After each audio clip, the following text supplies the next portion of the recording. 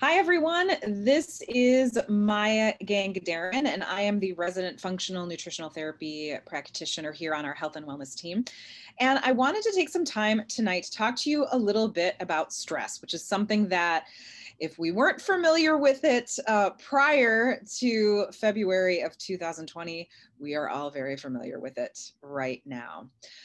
So stress has a big impact on the body. And as we go through the coming months, we're going to focus in specifically on how stress affects different parts of the body and how to use nutrition and other lifestyle factors to deal with the impact that stress has on our body, because stress affects digestion, it affects blood sugar management, it affects hormone management, it affects your immune system, it affects a whole host of different systems in the body. And we can use nutrition to sort of help blunt those effects. However, before we do that, we really need to know what we're actually talking about when we talk about stress. So stress has gotten a pretty bad rap in the last few decades or so. And obviously, a lot of that is very warranted. But the truth is, our bodies have been designed to respond to stress.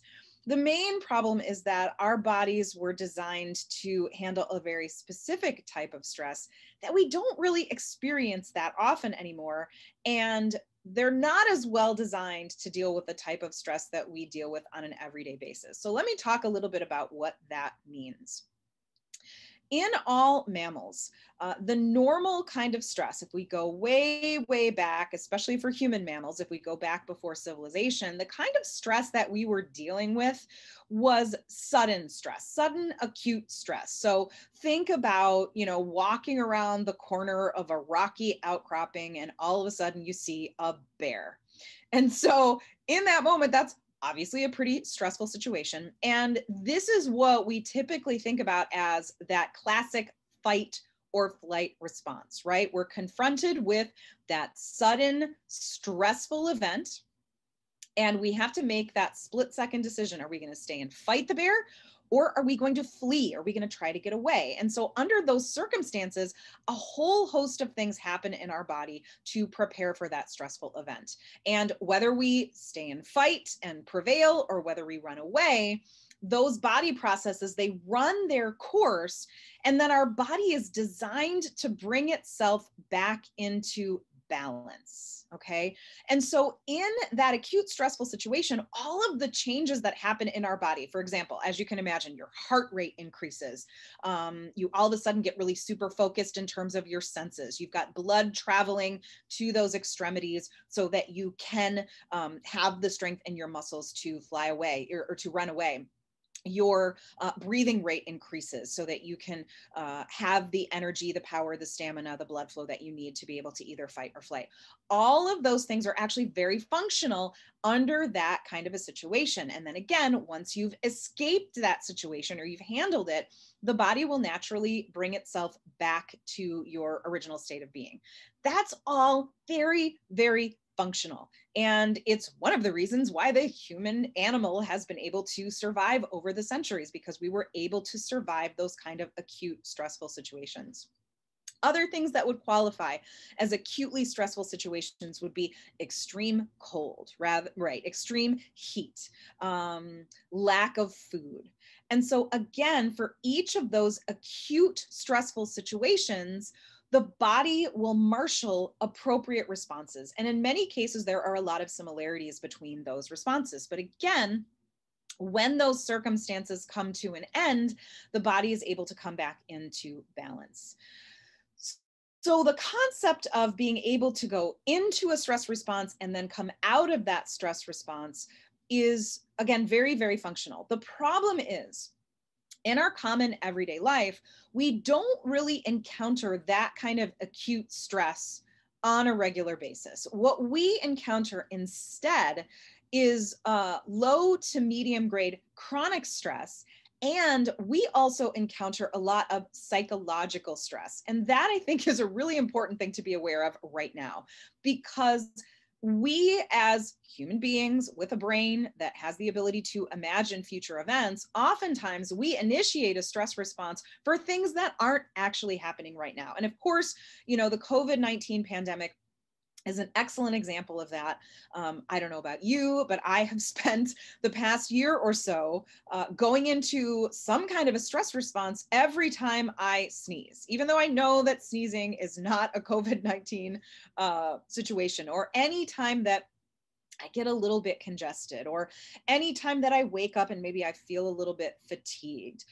Anytime I read a new article about how the cases are going up or how the cases are going down again, but we think they might go up later. We can respond to those thoughts, those threats that we don't actually know to be true, or that we're not actually physically experiencing in the moment, with a stress response. And this is the kind of stress response, this kind of low grade, ongoing, I should say low grade to medium grade stressful event that the body is not really designed to handle. So while acute stress can actually in some ways be helpful, for example, exercise is a form of stress. If you don't put your muscles under some type of stress, then they don't get stronger, right? So that kind of stress can actually be productive. But as some of you may know, it's not a good idea to lift weights every single day, especially not lifting weights with the same muscle group every single day, because that prolonged stress doesn't allow the body that recovery time to come back into balance and repair that we need.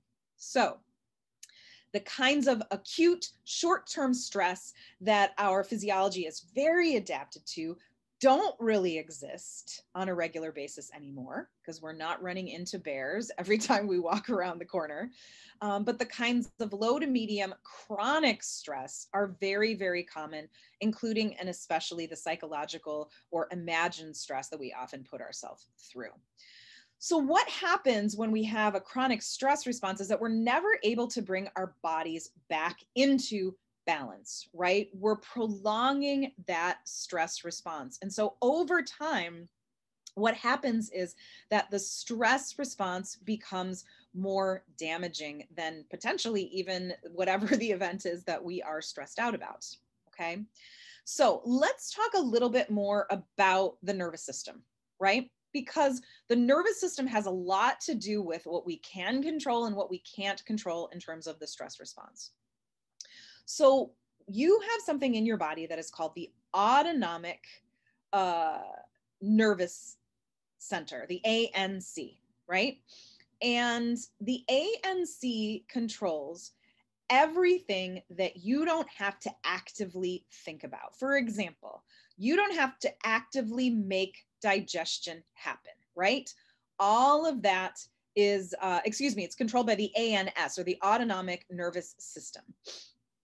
That is controlled by the ANS. You don't have to think step by step, piece by piece, how to digest your food. Things like your blood sugar regulation, right? You don't have to think about how much sugar is in your bloodstream at any given time and consciously regulate. Your body does that for you. Think about when you get a cut, right? You get a paper cut on your finger. You don't have to actively think about engaging the healing system. That comes automatically.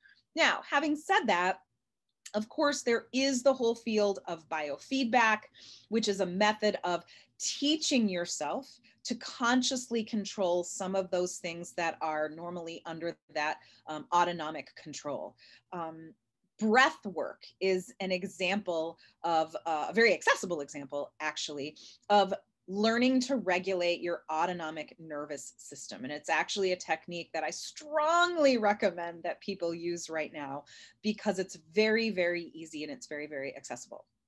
So your autonomic nervous system has two different branches, or what I like to say is it really has two different personalities. So one side of your autonomic nervous system is called the sympathetic pathway. And that is that classic fight, flight pathway. Okay, the other personality, the other expression of your autonomic nervous system is the parasympathetic pathway. And this is sometimes described as breed and feed or rest and digest.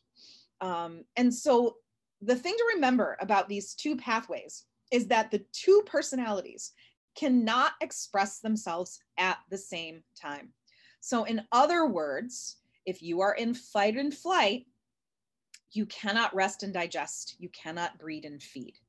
And this again is where we start to get into some difficulties when it comes to nutrition specifically. Because for example, if stress is on, you're in that fight or flight response, your digestion is turned off and you are not going to be able to properly digest your food.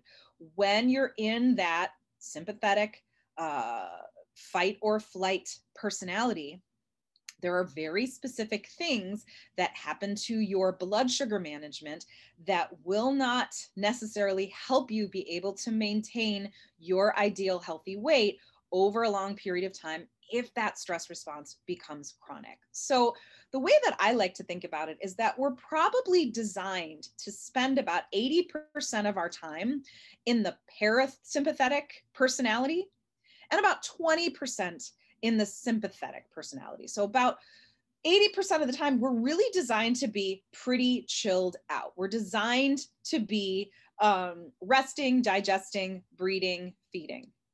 And about 20% of the time, we're very, very well equipped to fight or flight, to deal with those acute stressful situations. Unfortunately, like I said, we live in a very different world from our pre-civilized ancestors.